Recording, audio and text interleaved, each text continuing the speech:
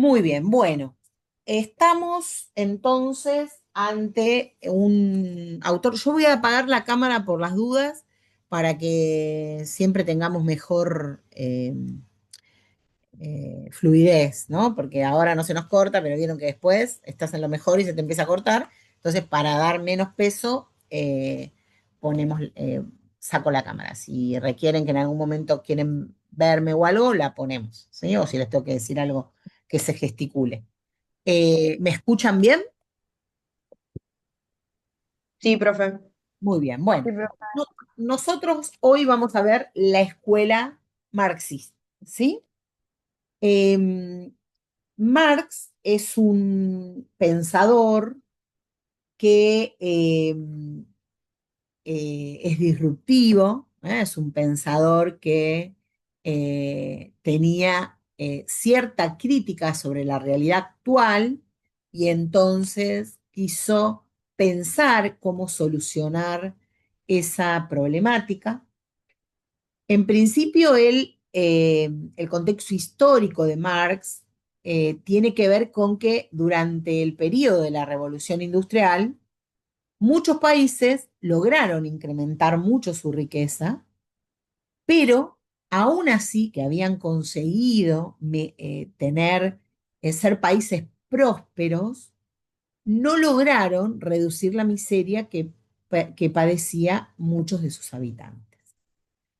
Por ejemplo, las condiciones de higiene que tenían las fábricas eran muy malas, no existía una regulación, una legislación que regulara la forma de trabajo, se prohibía que los trabajadores pudieran asociarse o unirse y eran muy perseguidos. Y entonces eh, muchos países como Gran Bretaña, Francia, Alemania, Estados Unidos, eh, sus luchas, digamos, o su pensamiento crítico está dado por eso, porque si se incrementa la prosperidad, la riqueza, los números de un país, sus habitantes no mejoran en su calidad de vida, en todos sus aspectos, ¿no? Entonces algunos intelectuales y algunos artistas eh, empezaron a pensar sobre la cuestión social y se expresaron abiertamente sobre la industrialización, pero no por la industrialización en sí misma, sino por las condiciones de los habitantes de los países que empezaron a industrializarse. Y entonces describieron, por ejemplo, las condiciones de trabajo que vivían sus trabajadores, evidenciaron que en las fábricas había niños de 5 años que trabajaban, ¿no? De alrededor de los 5 años en adelante, de mujeres y niños que realizaban tareas pesadas en las minas y que además morían en el ámbito de su trabajo, jornadas de 20 horas, inclusive de los niños. Él da un ejemplo que Rossmann lo trae en su texto de una fábrica de fósforos, en donde la mitad de los niños eran menores de 13 años, o sea, de los trabajadores eran niños menores de 13 años, y había jóvenes también menores de 18 años, o sea, adolescentes, que trabajaban entre 12 y 15 horas diarias, que no les permitía ni tiempo para el descanso, ni tiempo para el estudio, ni tiempo para jugar. En otras industrias, como por ejemplo la industria algodonera, o los talleres de laminación, o también los trabajos en metales, en metalúrgicas, sobre todo en Inglaterra, Escocia, había un sistema de relevos que obligaba a que los trabajadores, que eran hombres, mujeres y niños, en este caso desde los 8 años en adelante, trabajaran con turnos muy largos para que la fábrica estuviera durante 24 horas al día sin interrupción. Entonces, bueno, los obreros en el marco de la expansión de la industrialización no lo pasaban bien. ¿Mm? En ese contexto, los socialistas, así llamados por su forma de pensar una sociedad más vinculada a lo social, después algunas otras cosas, pero después lo vamos a ver con profundidad, Pero bueno, la crítica socialista, ¿qué planteaba? Bueno, había un descontento por esos males que causaba la industria capitalista y la sensación de que los industriales o los dueños de esas empresas eran sus explotadores, que antes quizás eh, eh, fueron obreros, ¿eh? Y han ascendido, pero también otros que venían de familias que nunca habían sufrido la necesidad de trabajar de sol a sol para poder comer. ¿Eh? Y entonces, por esta situación que cada vez se veía más, y no era que las fábricas se estaban fundiendo, sino que cada vez les iba mejor, sin embargo, no mejoraban esas condiciones, los obreros empezaron poco a poco a reunirse, primero en la clandestinidad, eh, tratando de organizarse para tener protección y ayuda mutua, y así entonces aparecieron los primeros sindicatos. Hacia el fin del siglo XIX se multiplicaron esas asociaciones de trabajadores y esos trabajadores agrupados en esos sindicatos que les contaban realizaban protestas, eh, realizaban reclamos. Y la primera Asociación Internacional de Trabajadores se creó en Londres en 1864. ¿Sí? En ese contexto y muchos otros, yo les conté una partecita, es donde Marx pensó su teoría, ¿no? No fue descontextualizado de la realidad. Eh, entonces, eh, hubo diferentes personas, no solo Marx, que pensaban esta realidad. Eh, Por ejemplo, las primeras manifestaciones del movimiento feminista obrero se dieron en Londres en 1864. A veces pensamos, cuando no miramos un poco de historia, que la cuestión feminista empezó ahora o hace poco tiempo, y en realidad ya en 1864, como les decía en Londres, la primera manifestación del movimiento feminista obrero y los sindicatos feministas se empezaron a crear, porque las mujeres tenían peores condiciones, porque los lugares no estaban adaptados para mujeres trabajadoras. Y la reacción de los patrones o de los dueños de las empresas a estos acontecimientos condujo o llevó a que el gobierno inglés aprobara una ley en 1799 por el cual se prohibía cualquier forma de asociación, coalición entre los trabajadores. Y esta ley expresaba, esto se los voy a leer, la ley decía: sabido que un gran número de obreros y jornaleros en diversas partes del reino han intentado, mediante reuniones y coaliciones ilegales, obtener un aumento de salarios y perseguir otros fines ilegales, se ha hecho necesario adoptar medidas más enérgicas con el fin de prevenir la formación de dichas coaliciones, imponiendo a los culpables un castigo rápido y ejemplar. Eso decía la ley, o sea, era ilegal pelear por el salario, ¿sí? Eh, y bueno, pasaron muchas décadas para que los obreros obtengan el derecho de asociarse libremente. En esa época, uno de los movimientos más fuertes que tomó fuerza en términos políticos e ideológicos fue el movimiento socialista, a pesar de que surgió de una actitud crítica ante las condiciones humanas, ¿no? La forma en que se trataban los humanos en sí, tuvo muchos pensadores que fueron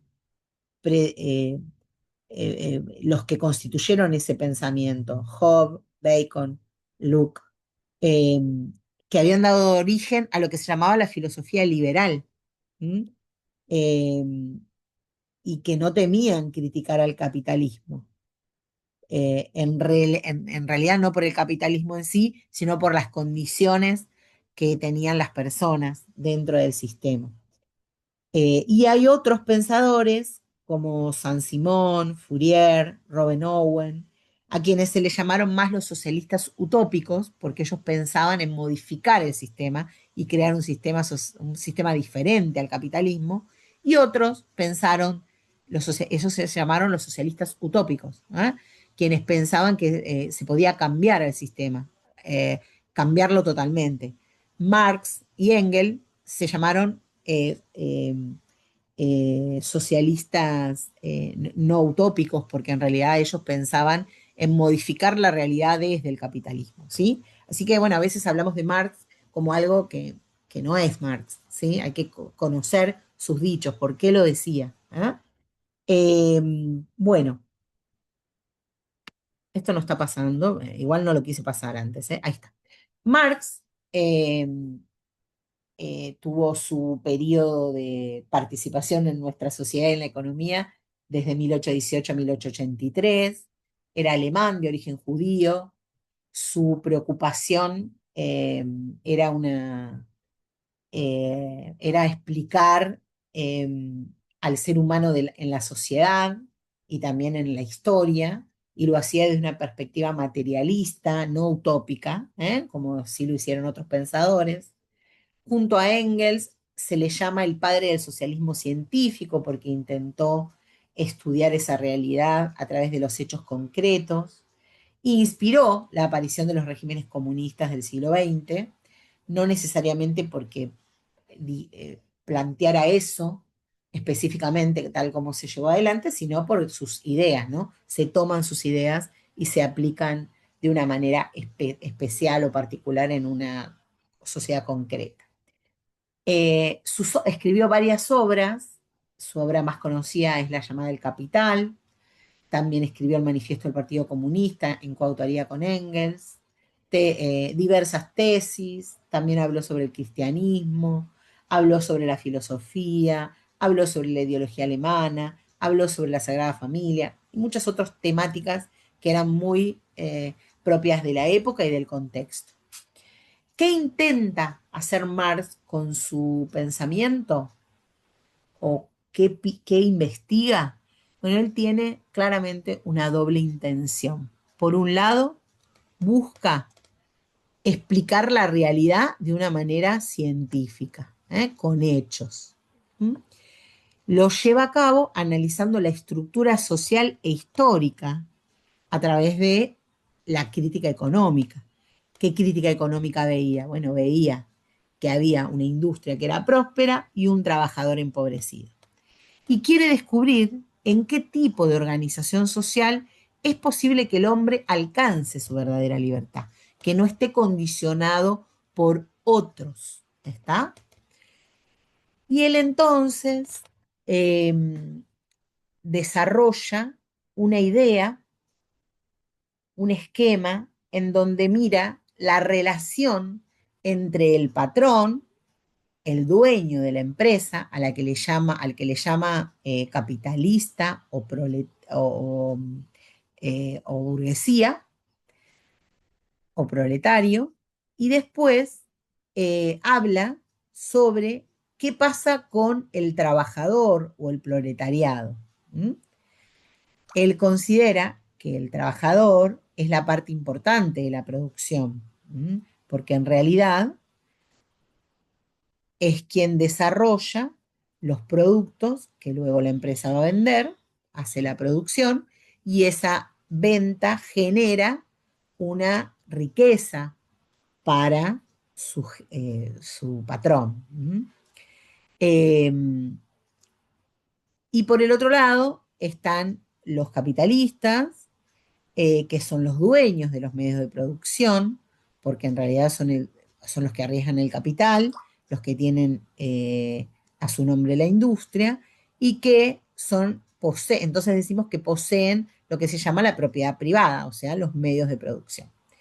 Ahora esto nosotros lo vamos a ver nuevamente. Entonces, por un lado, tiene una intención teórica, tratar de explicar científicamente la realidad, lo lleva a cabo analizando la estructura social e histórica por medio de la crítica económica, especialmente su crítica económica se refiere a eso que le acabo de explicar, y quiere descubrir qué tipo de organización social es posible para que el hombre alcance la libertad. Y su segunda intención es una intención práctica. Esa intención práctica viene de convencer al movimiento obrero y a los intelectuales de que la aparición de una sociedad justa e igualitaria es inevitable, porque él pensaba que la historia nos conduce a eso. ¿Mm? Y convencerlos de que eso no se logra si no hay unión del proletariado, que son, la mayoría de una población, son los trabajadores, y que los trabajadores, como son la mayoría, tienen más fuerza si están unidos, ¿sí? Esa es su doble intención. ¿Cómo vamos hasta acá? ¿Van comprendiendo? Sí, Sí, profe. profe. Sí, profe. Muy bien.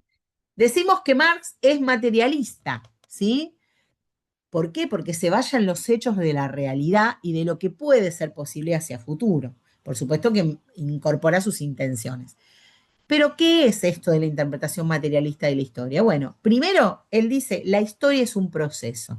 Se rige por leyes, tiene una finalidad y hay instituciones que nos atraviesan. Cuando hablamos de instituciones, en el sentido histórico, en el sentido sociológico, hablamos de normas y reglas que eh, atraviesan nuestra realidad, que de alguna manera nos hacen ser como somos. ¿Eh? A veces confundimos instituciones con organizaciones. Una organización es un espacio físico o virtual ahora que desarrolla un fin entre sus propios integrantes, ¿no? Puede ser una empresa, puede ser una escuela, o lo que fuera, un club, pero, pero las instituciones son aquellas normas, leyes o costumbres que regulan nuestra conducta. Quiere decir que nosotros, desde que nacemos, estamos atravesados por instituciones. Les voy a dar un ejemplo. Yo voy a la universidad, ¿no? A cursar. Es raro que a mí se me ocurra ir a la universidad vestida de árabe. ¿Sí? Vestida con un, ay, no sé cómo se llama la ropa de los árabes, me metí en un problema. Pero bueno, supóngase como japonesa, con un kimono, con unas patitas que casi no puedo caminar, con un rodete enorme. No voy vestida así, porque no es parte de nuestra cultura, ¿o no? O sea, nadie me dice cómo tengo que ir vestida, pero más o menos voy bastante parecido a la generalidad. Y eso es porque hay instituciones que nos han regulado. Desde que nacemos hasta que morimos, tenemos ciertas normas que vamos cumpliendo, algunas conscientemente y otras inconscientemente. ¿Eh? La educación es una institución que nos va formando y nos va formando en esta sociedad, no en otra. ¿Eh? Hay cosas que sabemos que están bien y que sabemos que están mal en nuestra sociedad, que nos lo dice una ley o nos lo dicen nuestras costumbres, ¿sí? Fíjense que las instituciones son eso. ¿M? Entonces, Marx dice, la historia es un proceso, se rige por leyes y tiene una finalidad. Y a lo largo de la historia se han ido desarrollando distintos modos de producción que han cambiado con el propio pasar del tiempo, pero también con revoluciones adentro, ¿no? Hemos pasado por modos de producción vinculados al esclavismo, al feudalismo y luego al capitalismo industrial. Y entonces Marx dice, todo el tiempo de que pasamos de un modelo de producción a otro, cuando pasamos del esclavismo al feudalismo, cuando pasamos del feudalismo al capitalismo, siempre se trató de varias luchas, pero hay una lucha que se mantuvo, que siempre estuvo. Esa lucha es la lucha de clases, dice. Entonces, por eso dice que el motor del proceso histórico es la oposición dialéctica de clases sociales. Hay una oposición, hay intereses irreconciliables entre por lo menos dos sectores, siempre, que pertenecen a diversas clases. Esas luchas de clases, espérenme, ¿eh? Ay, acá está. Esas luchas de clases, por ejemplo, son estas. Cuando hubo un enfrentamiento entre la sociedad esclavista, entre amos y esclavos, dio lugar a la sociedad feudal. Pasamos del esclavismo a la sociedad feudal. Y esa lucha de clases se dio entre amos y esclavos. Luego, en la sociedad feudal, hubo una lucha de clases entre terratenientes y siervos. Y eso da lugar a la sociedad capitalista. Y aquí Marx dice, en el capitalismo aparece una nueva clase social, la que llamamos proletariado, que no es nada más ni nada menos que la modificación del esclavo en los tiempos de la sociedad esclavista, de los siervos en los tiempos de la sociedad feudal, Y ahora nace esta nueva clase social que es el proletariado, que es la clase dominada, ¿no? Porque depende de la posibilidad de trabajo de otra clase, que se enfrenta a lo que él llama la burguesía industrial. ¿Mm? Y él dice, en algún momento va a haber una lucha de clases entre el proletariado y la burguesía para modificar la forma en que nos relacionamos económicamente en la sociedad. Para él eso iba a ser una sociedad comunista, ¿sí? Para otros iba a dar lugar a otro tipo de sociedad, ¿no? Pero lo cierto es que hay o podría darse una nueva sociedad. ¿Eh? Ese es el pensamiento de Marx. ¿Vamos bien hasta ahí? Sí, profe. Sí, Bien. profe. Ahí Sí. hace un ratito yo les dije que había una oposición dialéctica de clases sociales, ¿no? Bueno, ¿qué significa dialéctica? ¿Mm? Dialéctica, para Marx, o de su pensamiento, es que hay una oposición entre una tesis, algo que pienso, una antitesis, voy a tratar de ver si esa tesis es verdadera o no, y el diálogo entre esa tesis y antitesis va a surgir algo que él dice que es la síntesis, un modelo nuevo que supera a las dos posiciones radicales anteriores. ¿Eh? Lo que la tesis, la antitesis y su diálogo llevan a, o como resultado, una síntesis, que es un momento nuevo que supera a los anteriores, que son oposiciones entre sí. ¿Mm? En cada época histórica, entonces, se enfrentan dialécticamente desde la perspectiva de Marx, dando clases, dando lugar a un nuevo modo de producción económica. Y a eso Marx lo llama la infraestructura económica. Aparece un nuevo modo de producción económica.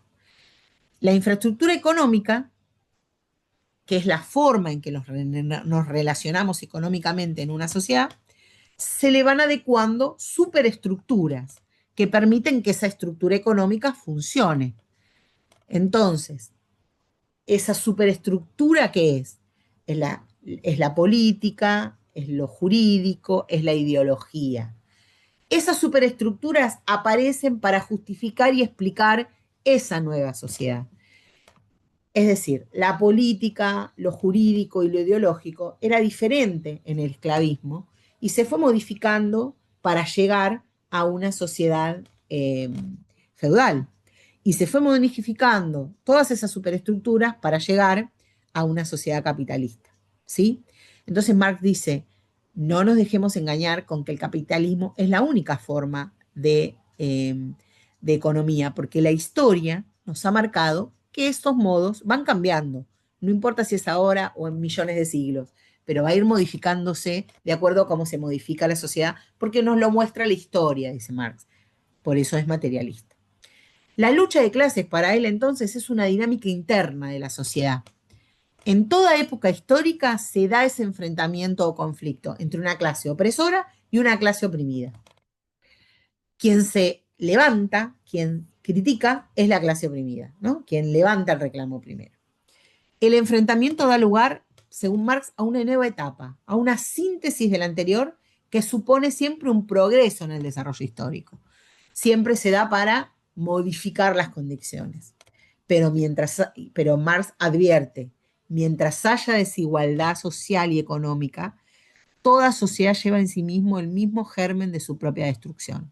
Marx dice, esa lucha de clases siempre tiene que ser para mejorar las condiciones de quien está más desigual, quien está en peor condición. Fíjense, cuando pasamos de la sociedad esclavista a una sociedad feudal, por supuesto la sociedad feudal no era la panacea, no era la maravilla del mundo, pero de ser esclavo a pasar a una sociedad feudal era un avance muy grande. ¿Sí? Mejoró la condición del esclavo. Luego estaba la sociedad feudal que tenía otros problemas, pero cuando se pasa de ser siervo a proletaria, a trabajador, a obrero, también cambia, mejora la condición, ¿sí? En el sentido de libertad individual, en el sentido de la posibilidad de asociación, en el sentido de mejoras de condiciones de trabajo, las que fueran, siempre han sido para mejor. Eh, pero bueno, cada sistema debería mejorar la desigualdad social y económica para que no se genere una destrucción de la propia sociedad. ¿Cómo vamos hasta ahí? Bien, profe, Bien, re bien. Bien, bien, bien, bien. súper. Bien. Entonces, ¿de qué hablamos de las luchas de clases? Hablamos de clases. Siempre dos clases, la clase dominante y la clase dominada. La clase dominante también llamada la opresora, que es la que posee los medios de producción, las tierras, las industrias, etcétera. Es dueño de los medios de producción. ¿A qué le llamamos medios de producción? Tierra, trabajo y capital. ¿Mm? Y la clase dominada u oprimida tan solo posee su habilidad y fuerza de trabajo. Eh, la propiedad privada, que es en realidad el tener los medios de producción, para Marx es el origen de la desigualdad, porque él dice, ¿quién se convierte en clase dominante y oprime a los otros? En general, el que tiene la potestad de la propiedad privada. Esta idea de Marx de que la propiedad privada es el origen de la desigualdad es una influencia de Rousseau, un otro pensador. Y acá están los ejemplos que yo ya les planteé antes para explicarles. ¿Vamos bien? Eh, bueno, si analizamos el sistema capitalista, Marx escribió la obra llamada El Capital para poder estudiar el funcionamiento del sistema capitalista. O sea, lo que hizo fue investigar sobre el mismo. Y él cree descubrir contradicciones internas que llevarán a que haya una caída del capitalismo. Fíjense que ahí abajo hay letritas, DMD' o MDM', ¿sí? ¿La ven a esas letritas? Sí, profe. Bueno, escríbalas en un papel, si pueden. Así les explico. La primera, las primeras letritas que están ahí, DMD, significa dinero, mercancía, dinero. Dinero primo, ¿sí? Dinero, mercancía, dinero primo. Y según Marx, esa es la lógica del capitalista. La lógica del capitalista tiene un círculo que es invierto dinero, con ese dinero fabrico mercancía, y por eso está la M. ¿Para qué? Para tener más dinero. ¿Está bien? Y ese es el dinero prima. ¿Me entendieron ahí? Sí. D, Sí, profe. D. Esa es la lógica del capitalista, dice Marx. En cambio, la lógica del trabajador, del obrero, del proletariado, es la asociación de letras que está abajo. Mercancía, Mercancía. dinero, mercancía prima. ¿Cuál es esa lógica? El trabajador pone su fuerza de trabajo, que es considerada una mercancía en economía. ¿Por qué? Porque vende su fuerza de trabajo. Por eso es la M, mercancía. ¿Para qué vende su fuerza de trabajo? ¿O para qué vende su mercancía?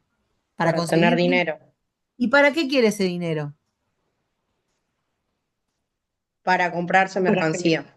Para comprar mercancía para poder vivir, o sea, para comprar bienes, para comprarse un auto, para comprarse una casa, ¿sí? Para poder tener más otras mercancías que le permitan sobrevivir.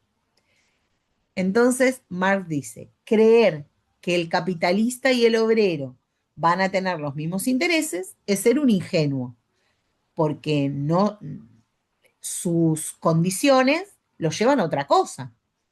El capitalista no necesita más dinero para comprar mercancía, necesita invertir su dinero para tener más dinero, ¿sí? Y es su lógica y está bien que sea así. Y el obrero tiene una lógica diferente. ¿Mm? Voy a hacer un paréntesis. Esta sociedad, no lo dice el texto, esto se los quiero comentar. Esta sociedad que tenemos hoy en día, que se fue dando en el último tiempo, que fue modificando también nuestros modos de producción o nuestra forma de vincularnos en la economía, ya marca otra cosa. Fíjense, en lo que dice Marx, las dos clases son antagónicas, pero se necesitan, porque el capitalista, sin el obrero, no puede producir mercancía, y si no produce mercancía, no consigue más dinero. ¿Está bien? ¿Me entienden? Sí, profe. La relación entre uno y el otro. Bien. Ahora, hoy en día, yo puedo conseguir más dinero sin producir mercancía, ¿o no? Si yo tengo dinero, puedo conseguir más dinero sin necesitar del trabajador. ¿Cómo lo hago? O haciendo Con la tecnología. inversiones bancarias o, por ejemplo, siendo trabajador autónomo, como quien dice, o sea, trabajando por tu propia cuenta. Sí, pero yo soy capitalista, ¿eh? Yo ya tengo dinero. Sí, pero para mí no, profe, porque es una relación mutua que se necesita. Pero yo hoy tengo, hoy en día, yo tengo dinero y quiero conseguir más dinero. No quiero conseguir más trabajo, no quiero ser trabajador autónomo. Quiero conseguir más Lo dinero. puedes en Invertís, mercado capital, Y la por invertís, ¿no? bolsa, eso, exacto, invirtiendo. puedo manejarme con un sistema financiero muy, muy desarrollado, ¿sí? Ese sistema financiero no se basa hoy en día necesariamente en la producción, ¿sí? Estoy viendo si alguno me escribió porque no vi, no estoy viendo el importando. Dice, no, si importo, estoy también trabajando. Eh, yo puedo hoy decir, yo tengo este capital y quiero tener más capital. Bueno, pongo una fábrica, me meto en el quilombo de los impuestos, me meto en el quilombo de contratar trabajadores, me meto en el quilombo de... O pongo el dinero en una inversión y espero a que ese capital se incremente. Hoy tengo esa posibilidad, ¿sí? Una posibilidad, voy a hacer paréntesis, esto no lo dice Marx, ni lo pensó Marx en su momento, era otra sociedad, por eso es muy importante que cuando ustedes entiendan las escuelas de pensamiento, entiendan el contexto en donde cuál se creó. Yo no puedo traer a Marx hoy y decir lo mismo que dice Marx, porque la sociedad cambió. Puedo tomar ideas y pensarlo en mi contexto, pero no puedo pensar directamente su pensamiento porque la sociedad ha cambiado. Pero digo, esta preocupación que tenía Marx, que decía que eran dos clases irreconciliables, pero que se necesitaban a la vez, hoy se modificó. No son necesarias, ¿sí? No son necesarias. El trabajador no necesariamente es imprescindible para la generación de ganancias a alguien o a un capitalista, ¿sí? Tiene otras opciones, ¿eh? Eso trae diversos problemas en nuestras sociedades, pero lo que les quiero decir es que eso se modificó, ¿sí? ¿Seguimos? ¿Me entendieron a dónde fui? Era un apartado de la Sí, red. profe. Sí, es Bueno, lo que se Sí, suele profe. hablar a veces en la tele de la bicicleta financiera. bueno, exacto. Hubo muchos momentos en la historia en donde como la inversión no está atada a la producción, puedo estar invirtiendo en grandes bolas de humo. Todo eso puede pasar. Lo vamos a ver más adelante en otra materia, ¿eh? Pero bueno, pasa. Y también no, hay otras que son reales. Bueno, seguimos. ¿Eh? Contradicciones del capitalismo para Marx. Marx dice que el capitalismo, no lo dice él, sino que también lo dice el propio sistema capitalista y quienes lo defienden, se busca siempre el máximo beneficio, necesita ser competitivo en el mercado. ¿Y cómo se consigue tener el máximo beneficio y ser el más competitivo en el mercado? Según los estudios de Marx, se consigue a costa del empobrecimiento del proletariado y en la destrucción de pequeñas empresas que desaparecen por no poder ser competitivas. El máximo beneficio es a través del empobrecimiento del trabajador por pagarle menos sueldo y el ser competitivo en el mercado, según su investigación, ¿no? Lo que pasaba en su época, es a través de las ruinas de los que inician o de las pequeñas empresas. Hay consecuencias de estas acciones. Hay enormes desigualdades económicas, hay bajos sueldos, hay paro, hay descontexto social Y él dice que esto va a traer como consecuencia que es insostenible este sistema burgués, ¿no? Que no se va a poder sostener en el tiempo. Eh, para Marx, la caída del sistema burgués, que está anclado en el capitalismo industrial, es inevitable y es parte del proceso histórico. A la larga va a llegar. La finalidad de este proceso es la llegada de un nuevo sistema de producción que para él era el sistema comunista, ¿sí? Eh, con su información, con lo que tenía en la época, eh, con cómo estaban dadas las condiciones, planteaba que era el sistema comunista, en el que no haya distinción de clases sociales y en el que no se dé la alineación a las que han estado sometido el hombre en los anteriores sistemas, ¿no? O sea, que no se reproduzca de manera diferente, pero no se reproduzca la esclavitud, la servidumbre o el proletariado empobrecido. ¿Mm? Entonces, este advenimiento de un nuevo orden social, un nuevo sistema, constará de tres etapas. Primero, una revolución, ¿ah? Donde se levanta el proletariado. Segundo, el proletariado tiene que tomar el poder y para eso tiene que ser dictatorial. ¿En qué sentido? No puede hacer acuerdos de manera que no beneficie a su clase, ¿no? Quiere decir que tiene que imponer nuevas normas. A eso se habla de la dictadura, no de una dictadura genocida, sino de una dictadura de imponer normas. Y por último, entonces, va a darse una sociedad comunista en donde todos van a poder participar. Pero antes hay que pasar por otros procesos. Él dice, en algunos de sus seguidores plantean que quien tuvo privilegios durante muchos años difícilmente pueda ser democrático, va a querer mantener sus beneficios, ¿eh? Va a querer mantener sus privilegios. Ese privilegio quizás es a costa de otros. Si no fuera a costa de otros, no habría problema. ¿Eh? Bueno, la revolución, esta primera etapa, es la clase trabajadora descontenta, tomará conciencia de clase y se levantará contra la burguesía. Y como la burguesía dependía del trabajo del proletario, y aunque ella tiene el poder económico, el proletariado siempre es más numeroso, son más los trabajadores que los capitalistas, y entonces los obreros se unen y tratan de derrocar a la burguesía a través de su unión, ¿no?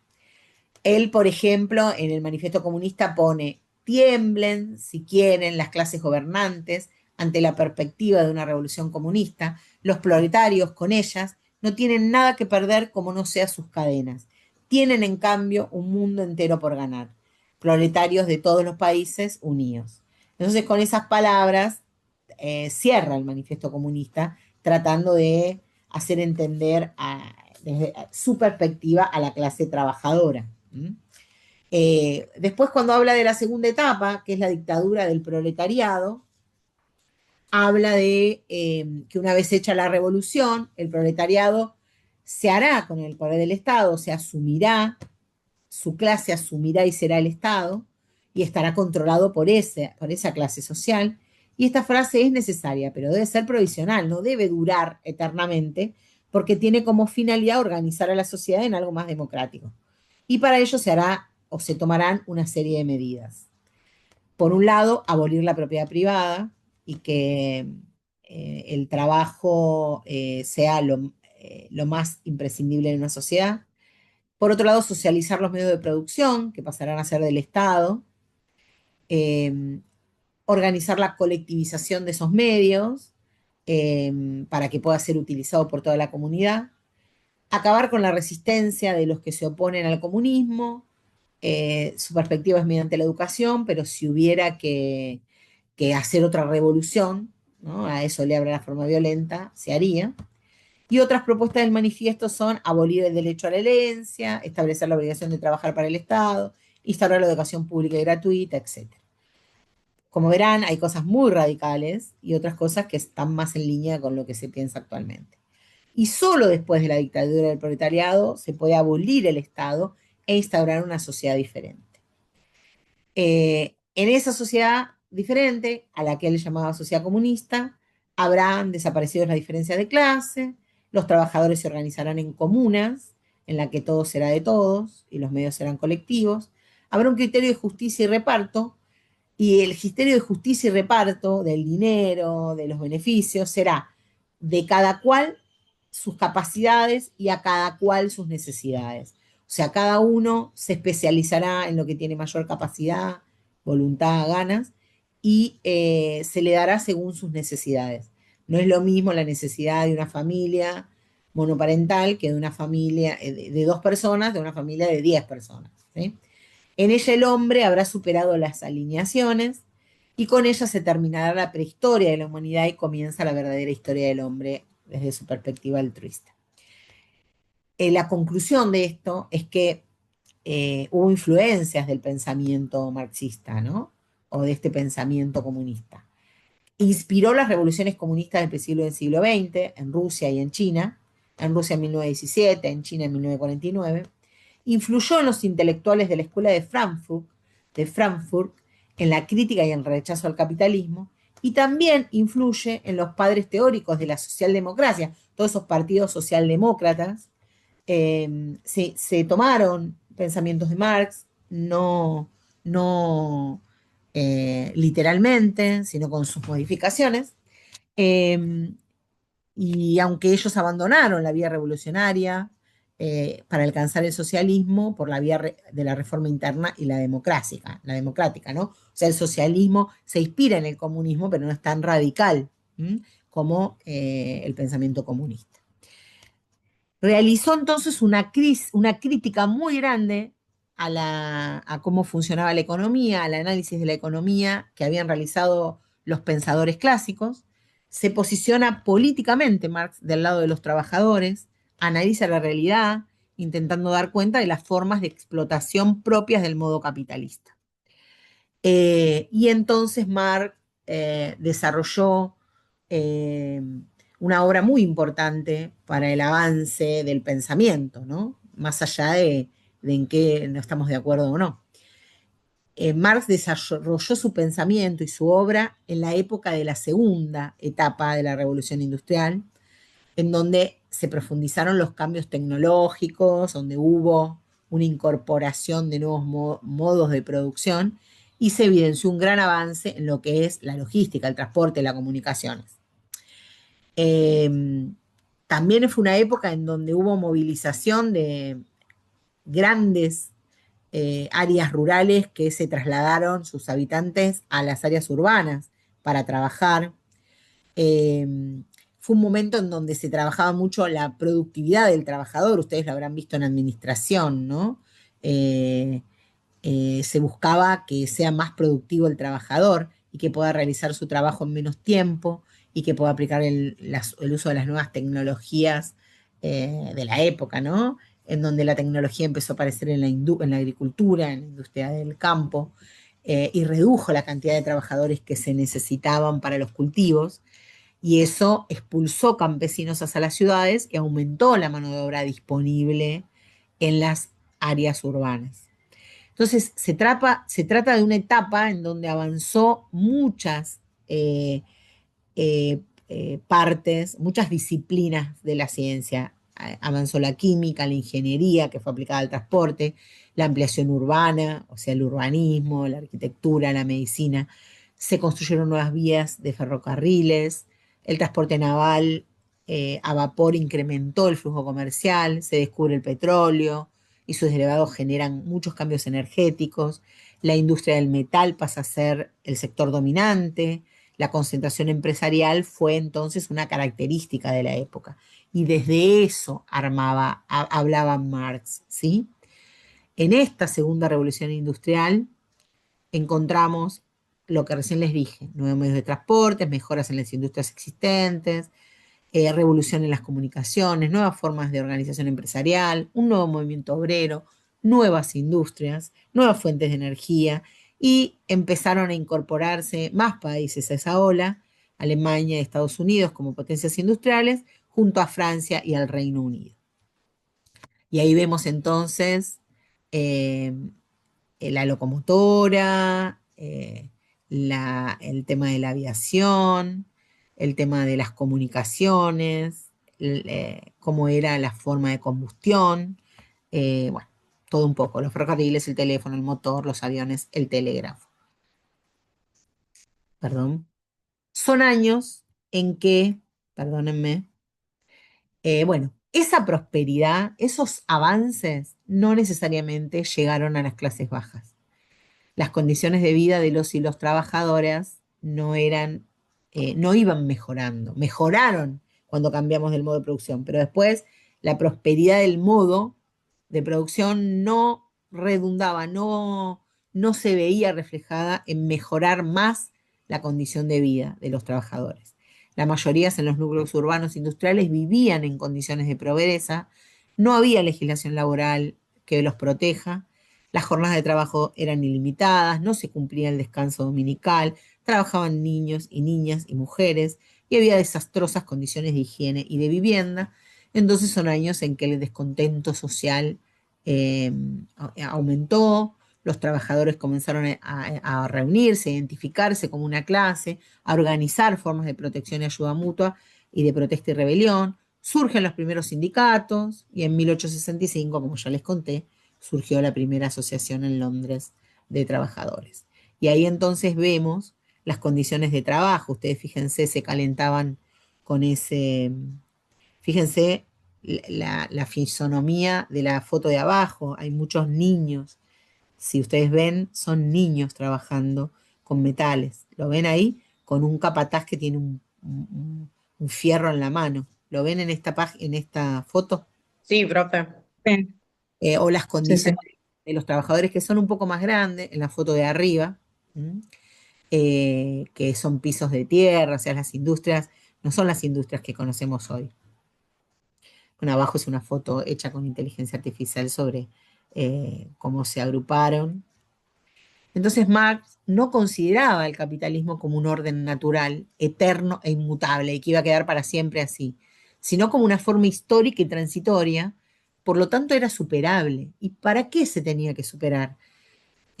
Para mejorar, organizar mejor la producción y que haya una distribución de la riqueza social. Entonces su objetivo explícito era demostrar la posibilidad y la necesidad de superar el capitalismo y avanzar hacia una nueva forma de organizar la sociedad que no estuviera basada en la explotación humana. No había nada de malo con que se enriqueciera el capitalista, pero no a costa de que hubiera explotación. Entonces, vuelvo a decir, había dos clases sociales, la burguesía y el proletariado. La burguesía era dueño o poseía los medios de producción, el proletariado carece de los medios de producción y vende su fuerza de trabajo o su capacidad de trabajo. Hay intereses contradictorios, están enfrentados en lo que el autor define como lucha de clases, es decir, son dos grupos antagónicos con intereses contrapuestos. ¿A qué se refiere los intereses contrapuestos? A lo que les expliqué: dinero, mercancía, dinero, mercancía, prima. ¿Sí? Y este conflicto para Marx no era algo nuevo, siempre había existido a través de la historia en las sociedades de clases. Antiguamente se enfrentaron esclavos con hombres libres, luego siervos con señores, etcétera, etcétera. ¿Sí? Entonces, en su obra principal, El Capital, se ubica dentro de los contextos que inauguran una mirada nueva sobre lo social, critica eh, la expansión del capitalismo por sus consecuencias, y él estudia primero a sus antecesores, que son Smith y Ricardo, y para él el mercado tiene sus propias leyes de movimiento y trata de comprenderlas, pero su visión es diferente. ¿Mm? ¿Por qué? Porque entiende al mercado también como una institución y no como algo natural. ¿Mm? Marx dice, el mercado es la principal institución de un orden social, que es el capitalismo, que tiene comienzo y fin, puede deducirse, que su comienzo y su fin puede deducirse de su propio funcionamiento, y que así como está organizado el mercado en ese momento histórico, puede organizarse de otra manera en otro momento. Y no lo dice desde una perspectiva aspiracional, sino que lo dice mirando la historia. Eso ya pasó. Él dice, esto también va a cambiar. Él sostiene que el capitalismo se produce, o sea, nace este modo de producción, no para satisfacer las necesidades de las personas, sino para ganar más dinero. Un elemento central de las sociedades capitalistas son las mercancías, que es en realidad lo que tiene, o sea, el producto, el tema por excelencia, ¿no? Las mercancías y el mercado. Y entonces Marx sigue el pensamiento de la línea clásica, porque considera que el trabajo es el factor clave, así como decían Smith, Ricardo y otros que van a ver. Sin embargo, incluye el concepto de competencia eh, y plantea que es peligrosa la competencia porque hace que ante ser competitivo, mire hacia adentro cómo puedo mejorar mi producción para llevar mejor precio y a veces eso hace explotar al trabajador. Marx sostiene también que el intercambio se genera cuando dos bienes satisfacen necesidades diferentes, es decir, cuando no poseen el mismo valor de uso. ¿Vieron el concepto de valor de uso de Smith con el profe? Sí, sí. Sí, profe. Bien. Entonces, Marx dice que dos bienes satisfacen necesidades diferentes, o sea, tanto del que compra como del que vende, cuando no poseen el mismo valor de uso. Por ejemplo, una persona puede vender alguna de sus prendas para luego comprar los audífonos que le hacen falta. Según la teoría marxista, todas las mercancías tienen en común una sustancia. Adentro, todas las mercancías tienen algo que es un igual eh, medidor, un igual denominador, que es el trabajo, ¿sí? Toda mercancía no se hace sin tener trabajo contenido, por lo menos en los tiempos de Marx, con tiempo de trabajo. Dicha variable permite establecer equivalencias para aceptar el intercambio. Entonces, ¿qué ejemplo podemos dar de esto? Bueno, supongamos que se requieren 10 horas para confeccionar un par de zapatos y 5 horas para fabricar una campera. ¿Me siguen hasta ahí? Necesito 10 horas para hacer un par de zapatos de trabajo y necesito 5 horas para fabricar una campera. ¿Estamos? ¿Me siguen hasta ahí? Sí, profe. Entonces, bien, entonces dice Marx que se necesitará entregar o vender dos camperas para adquirir un par de zapatos, si el medio de cambio es el trabajo, ¿sí? Si tomo como medio de cambio el trabajo, necesito dos camperas para tener un par de zapatos. ¿Estamos bien? Solo tomo como variable el trabajo. ¿Está bien? Sí. Bien. Sí. Marx también distingue entre dos conceptos. Producto no es lo mismo que mercancía. Para él, mercancía tiene una utilidad, que es el valor de uso, lo que vieron con Smith. Y está creada la mercancía para ser vendida. No creo una mercancía para quedármela, la creo para venderla. ¿Sí? ¿Está? En cambio, un producto puede fabricarse con el fin de cubrir una necesidad de quien lo crea, o de sus familiares o de sus amigos. Si hago algo, creo algo que es para el autoconsumo, a eso lo llamo producto, no lo llamo mercancía, porque no lo voy a vender. ¿Está bien? Tomen Sí. esto porque esto es una concepción en economía desde el pensamiento de Marx que es diferente en otras ciencias, ¿sí? Sí, ¿Está? profe.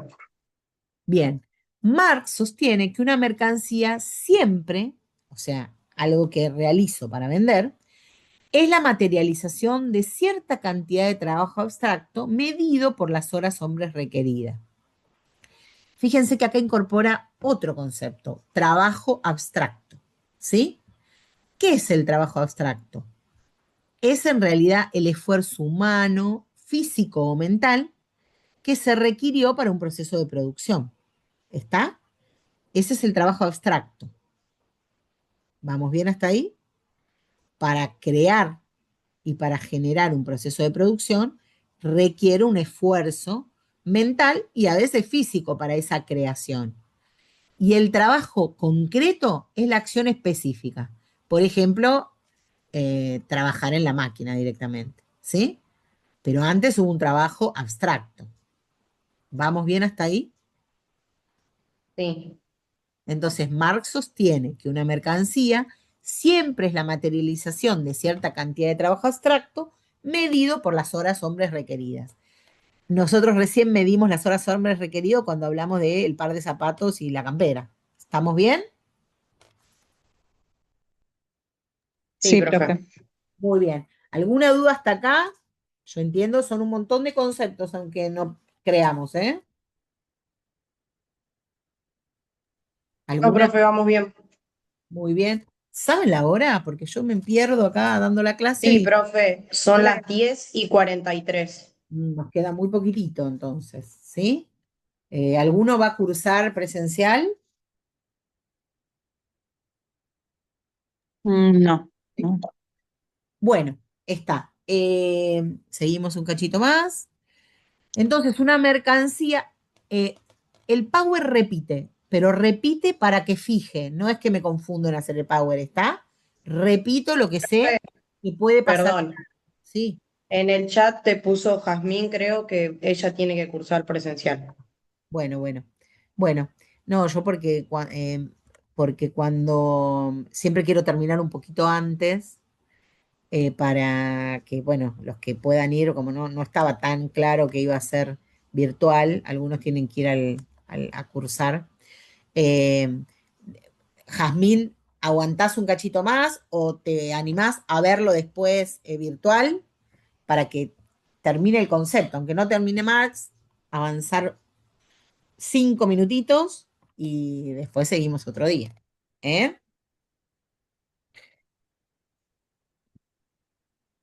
No. Pregunta si sube la clase, profe. Sí, sí, la subo, la subo, la subo. Dijo que hasta y 50 se queda y después la ve.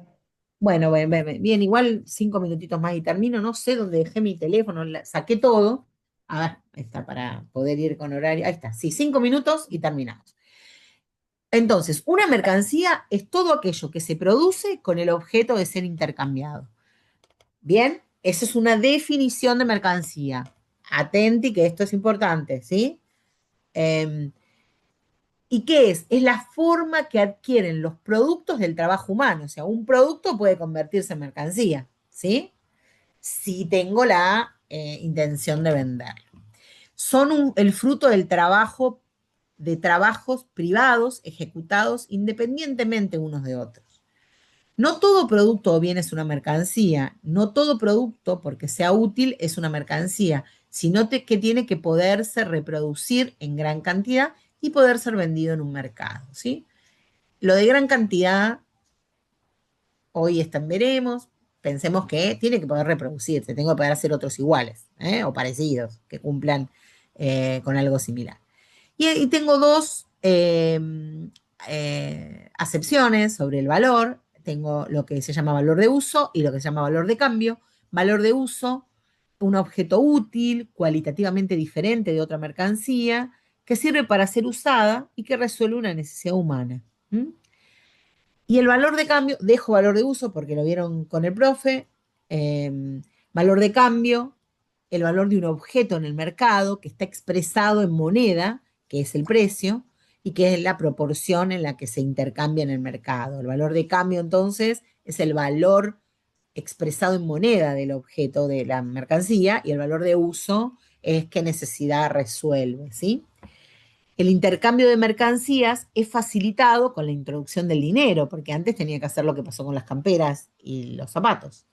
Entonces se dice que todas las mercancías tienen un precio que constituye la forma monetaria del valor y que en el intercambio el dinero juega un rol mediador, un rol central.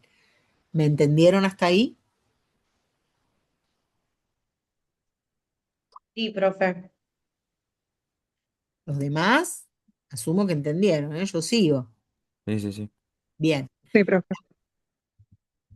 La mano Sí, de obra, profe. bien, la mano de obra se compra y se vende como las demás mercancías, tiene valor de uso, tiene valor de cambio. El valor de cambio en la mano de obra es el salario, ¿sí? Que se les paga a los trabajadores, que es el costo de la mano de obra, y dicho salario se reduce solamente a mantener con la vida al proletariado mismo. En tiempos de Marx, la fuerza de trabajo entonces queda reducida a una media mercancía, dice él, que es una mercancía más entre los demás costos de producción. El valor de cambio de la mercancía mano de obra es el salario, ¿eh? que se le paga a los trabajadores. Y Marx critica y dice, el costo de la mano de obra y dicho salario se reduce solamente a mantener con vida al proletariado. O sea, le pagan tan poco que lo único que puede hacer es reproducir su propia vida. El trabajo, bajo el modo de producción capitalista, queda supeditado al capital, dice él, por esta relación. ¿Por qué digo que el trabajo en el modo de producción capitalista queda supeditado al capital?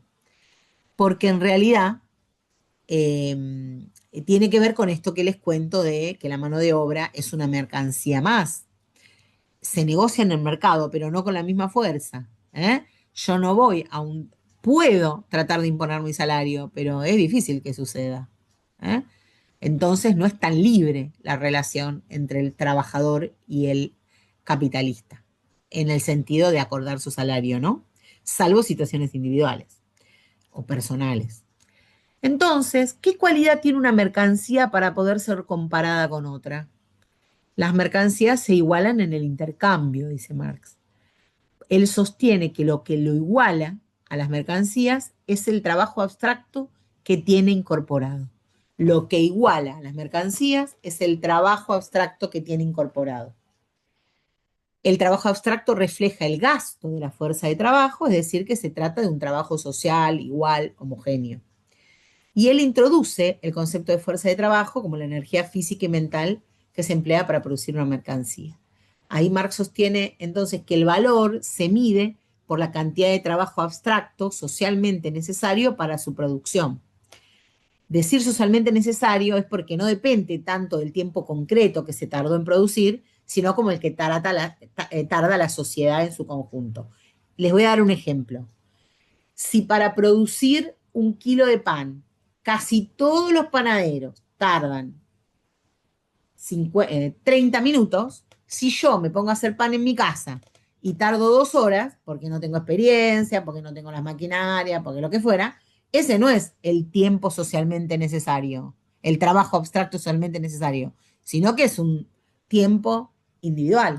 El tiempo de trabajo socialmente necesario es el que tarda la sociedad en su conjunto en desarrollarlo, la mayoría, ¿sí? Con el desarrollo de la técnica, con los distintos mecanismos productivos. Y ahí hay un ejemplo. Si un trabajador tarda en producir una mercancía 8 horas, cuando otros trabajadores la producen en 4, y hay muchos que lo producen en 4, las otras 4 horas no se traducen en un aumento del valor de la mercancía, simplemente corren por su cuenta, porque tardó más por distintas situaciones. ¿Entienden? ¿Comprenden ese concepto?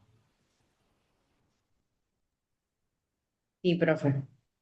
Entonces Marx sostiene, ya estoy sobre la hora, que dentro del sistema capitalista el trabajador sufre una permanente explotación, para lo cual desarrolla lo que se llama la tesis de la plusvalía.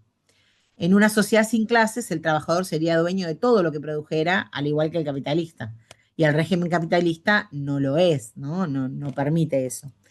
Y ahí empezamos a hablar de la plusvalía, que ya no llegamos, así que no lo voy a dejar para la próxima, pero sí les voy a pedir que lean el material. Bueno, los que se tienen que ir, vayan, los que se quedan un minutito más, les comento algunas cosas que van a quedar grabadas. Esperen que dejo de compartir. Ahí está.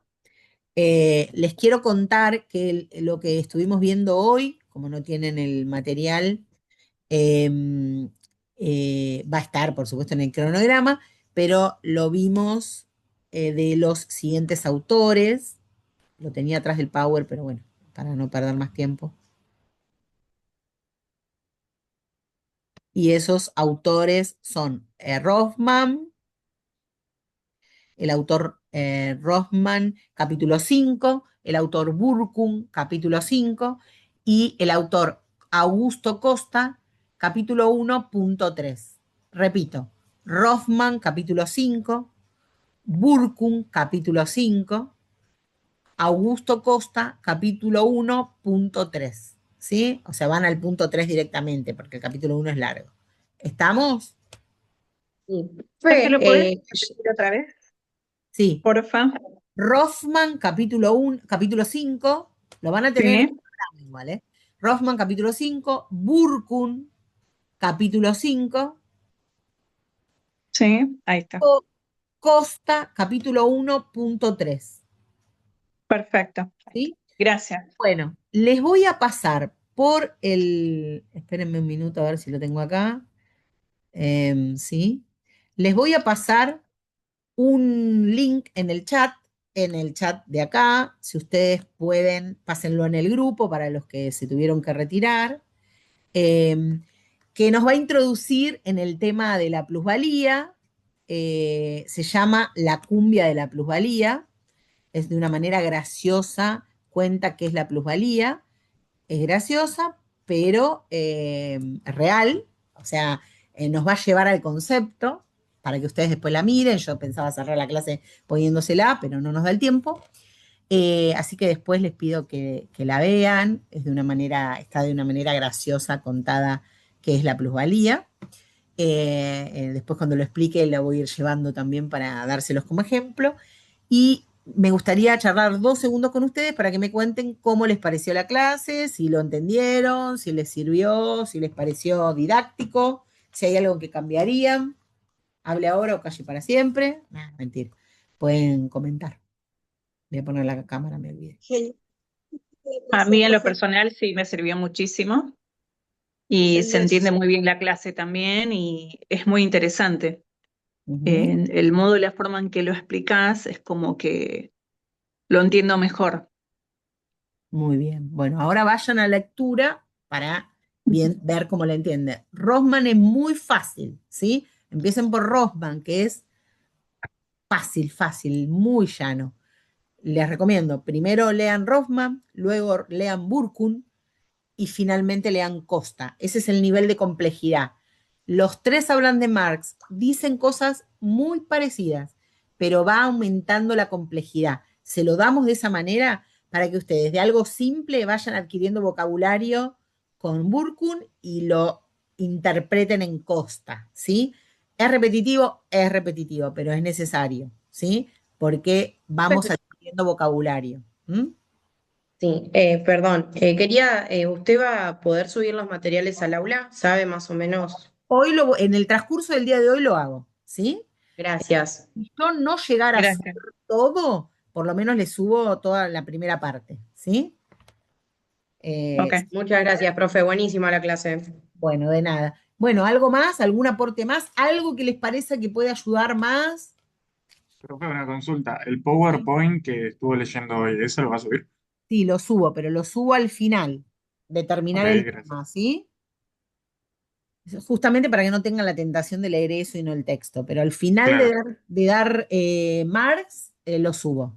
¿Mm? Hoy no lo dale, ¿Y termino. la gracias. clase grabada, profe, la sube en estos días?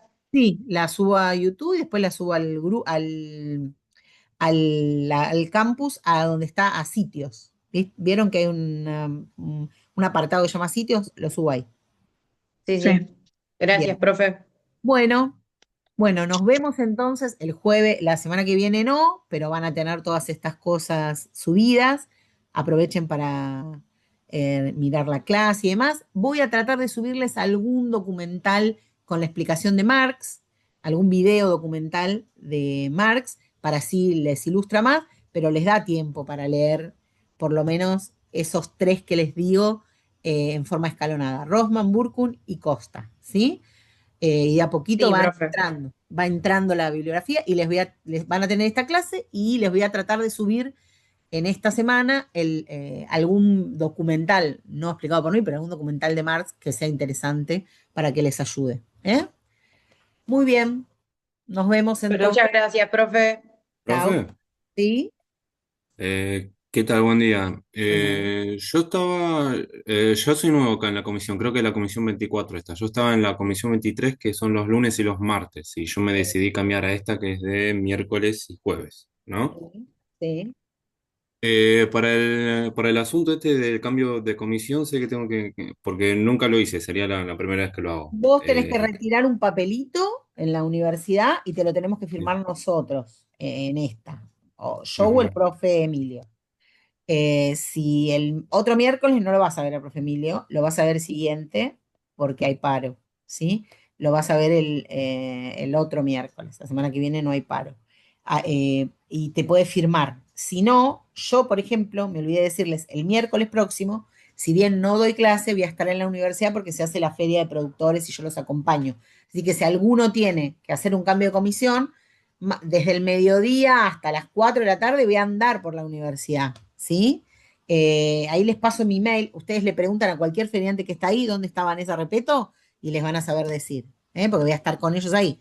Va a haber una feria, así que es fácil preguntar. Si llegan a ir el miércoles próximo, aunque hoy paro, yo les puedo firmar el cambio de comisión. Si no lo hacen, la semana que viene, la otra, digamos. La otra. ¿Sí? Ah, bueno, dale, cuando hay Eh, clases así presencial, claro, digamos. claro. Y la semana que viene, por ahí van el miércoles a otra materia y yo estoy. O quieren ir para el cambio de comisión.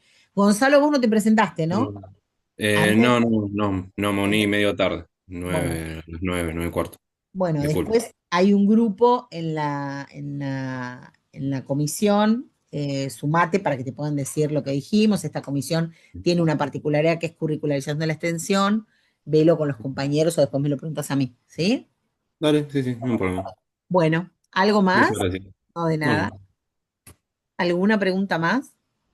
Profe, entonces la semana que viene no hay clases directamente. No hay clase. En nosotros no hay clase. Miren por profesor. Si tienen otras materias, es por profe. En general, les digo, en general es así. La rama administración de las materias que son propia administración se adhieren poco. Se adhieren poco. Las otras divisiones, la división economía, otras matemática, eso se adhieren más. Pero tienen que preguntar a cada profe. ¿Mm? Gracias, profe. De nada. Me quedo por si hay una consulta y después Hasta corto. luego, profe, que siga bien. Chao, gracias. Chao, Hasta profe, luego, hasta profe, nos luego. vemos. Chao. Profe, yo tengo una duda. Sí, Ayer el profe Emilio nos pidió los datos para los que hicimos el cambio de comisión y no sí. estábamos en el aula. Eh, ¿Él se va a encargar de agregarnos o nos vas Ah, a ah, agregar vos? Porque yo hablamos, puse los datos. vamos a hablar entre los dos, porque Ah, les pedí más datos porque a veces no te deja por listado y tenés que hacerlo manual y se necesita un dato más, por eso hoy se los pedí. Pero yo sé nos que está comunicamos. bien, ¿no? eh, no vi, le sacó Nahuel la foto, ¿le pusiste fecha de nacimiento? No, o sea, no puse mis datos en el chat, por eso, porque se Ah, los di a Emilio. viste que yo dije que lo pongan por las dudas. ¿Lo Ponelo puedo en el mandar ahora? saco fotos, sí. No les pasé mi mail tampoco, ¿sí? Pásamelo acá en el chat, que le saco foto. Por las dudas Ok. que no lo podamos hacer por listado, ¿viste? Otra consulta, profe. El temario de la Comisión 23 con esta debe ser el mismo, ¿no? Sí, hay la 23 creo que está solo Emilio. Eh, Creo que sí.